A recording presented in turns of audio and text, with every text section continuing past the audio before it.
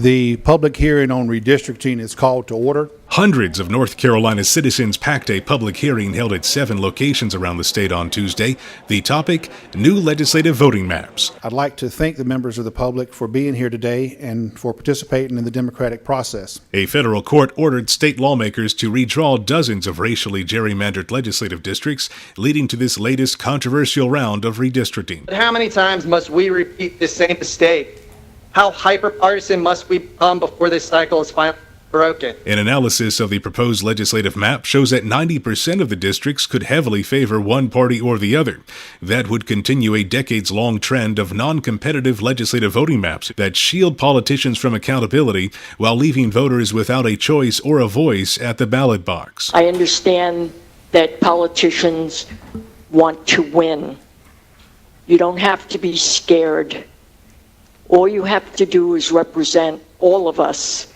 You can win if you represent all of us. Gerrymandering equals voter suppression. Many speakers blasted lawmakers for the lack of transparency in this new redistricting, noting that legislative leaders released the proposed maps less than 72 hours before the public hearing and unveiled important related data on the maps just a day in advance of the hearing. This last-minute release maneuver smacks of dishonesty and secrecy, a lack of openness, which is a disgraceful act for public officials. An overwhelming majority of the speakers at the 5.5-hour-long hearing called on lawmakers to reject these proposed maps and instead create voting districts through a nonpartisan and independent process. And polling shows that a majority of North Carolinians support a nonpartisan approach to redistricting. We certainly did not ask for an incumbent protection plan. It remains to be seen if lawmakers will listen to the hundreds of citizens who spoke out Tuesday in favor of nonpartisan redistricting.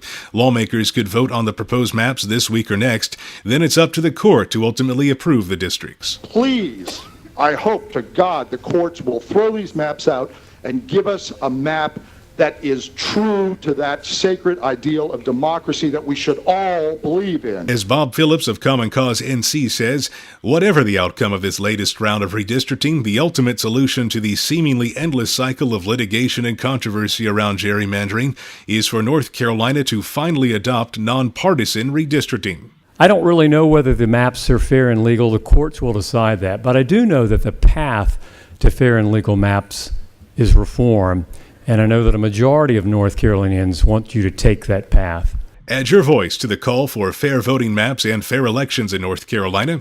Visit endgerrymanderingnow.org.